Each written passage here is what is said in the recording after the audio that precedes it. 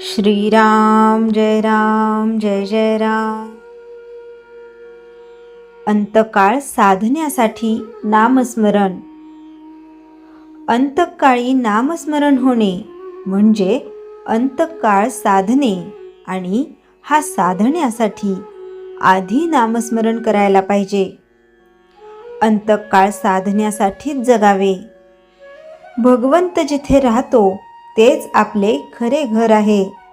सध्या आपण शरीरात राहतो ते भाड्याचे घर आहे.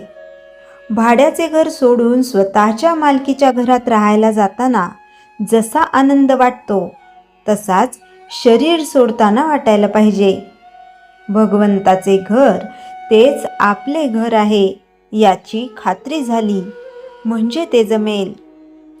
त्यासाठी आपण सतत भगवंताच्या नामात राहावे.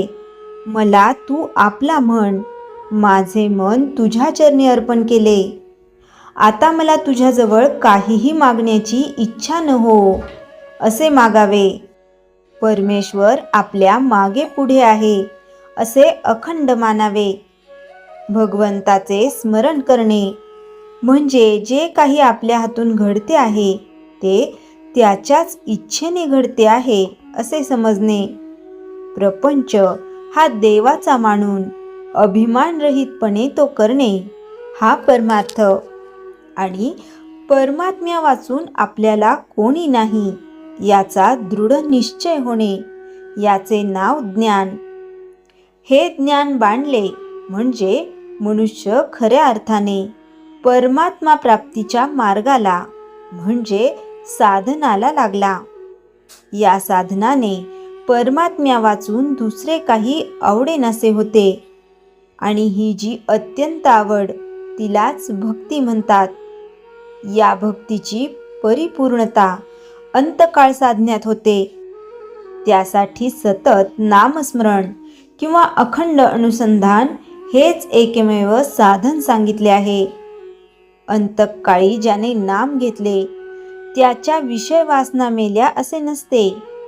तो काही एकदम मुक्त होत नाही, पण पुढच्या जन्मी तो अतिसात्विक म्हणून जन्माला येईल. सात्विक म्हणजे भगवंताची प्राप्ती करून घ्यावी अशी वृत्ती असणारा होय. साधन प्राणाबरोबर असावे म्हणजे प्राण जसे अभिमानरहित अखंड चालतात त्याप्रमाणे साधन अभिमानरहित अखंड चालावे. ते करता कामा नये. करणे म्हणजे अभिमान आला. सहज प्राणाबरोबर झाले म्हणजे अखंड चाललेच असते. प्रपंचातली तळमळ सोडून वागावे. गुरु आज्ञेत असावे. अनंत जन्मांचा देहाशी सहवास म्हणून देहावर प्रेम जडून देहबुद्धी होते.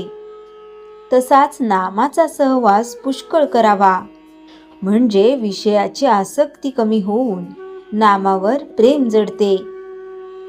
योगात कष्ट फार. या युगात तो साधणे अशक्य प्रायच, आणि कर्मात तर अभिमान असतो आणि वाढतो. भक्तीत कष्ट नसतात आणि ती करताना अभिमान आपोआप गळत जातो. योग आणि कर्म ही साधने परमात्म्याच्या दत्तक पुत्राप्रमाणे आहेत, तर भक्तीचे साधन हे परमात्म्याच्या औरस मुलाप्रमाणे आहे. भगवंताला दृष्टीआड होऊ न देणे हीच खरी भक्ती, हेच खरे अनुसंधान, हाच खरा परमार्थ, आणि हेच खरे आपले सर्वस्व आहे. श्रीराम जय राम जय जय राम. चैतन्यवाणी. नुसते देहाने तीर्थस्नान पूजापाठ वगैरे करून परमार्थ घडत नाही. आपली वृत्ती भगवंताच्या ठिकाणी चिकटली पाहिजे. श्रीराम जय राम जय जय राम.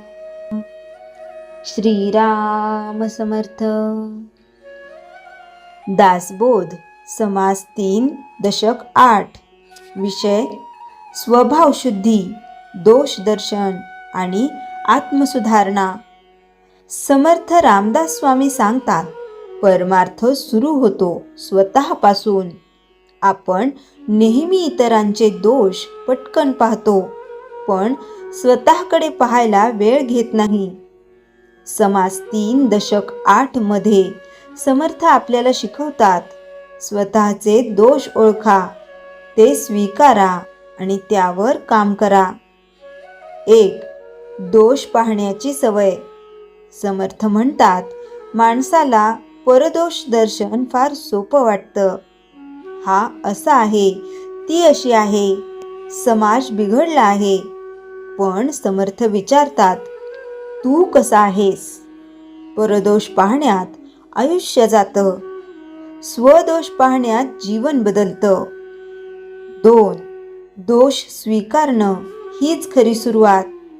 समर्थ स्पष्ट सांगतात, जो स्वतःचा दोष मान्य करत नाही तो कधीच सुधारत नाही. आपण म्हणतो माझा स्वभावच असा आहे, पण समर्थ म्हणतात स्वभाव बदलता येतो. दोष मान्य करणं कमजोरी नाही, ती आत्मशक्ती आहे. 3. अहंकार सुधारण्यातील मोठा अडसर. समर्थ सांगतात, अहंकार म्हणतो माझ्यात काही चूक नाही. जोपर्यंत मी बरोबर ही भावना जिवंत आहे, तोपर्यंत आत्मसुधारणा अशक्य. अहंकार मेला तेव्हाच साधना सुरू होते. 4. स्वभावशुद्धी म्हणजे काय?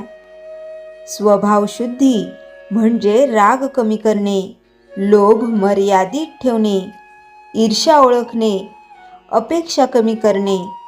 समर्थ सांगतात, देवपूजा करण्यापेक्षा स्वभाव सुधारला तर तीच खरी पूजा. 5. साधकासाठी व्यावहारिक उपाय. समर्थ मार्ग दाखवतात. रोज आत्मपरीक्षण. आज माझा दोष कुठे दिसला? नामस्मरण. मन मऊ होतं. टीका शांतपणे ऐकणे, ती आरसा असते. सत्संग. चांगल्या लोकात राहा. 6. आजच्या काळातील उपयुक्तता.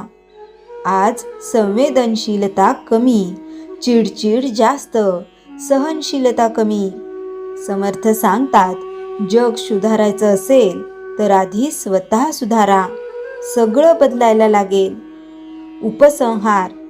समाज 3.8 आपल्याला शिकवतो, दोष शोधा स्वतःमध्ये, सुधारणा करा स्वतःची.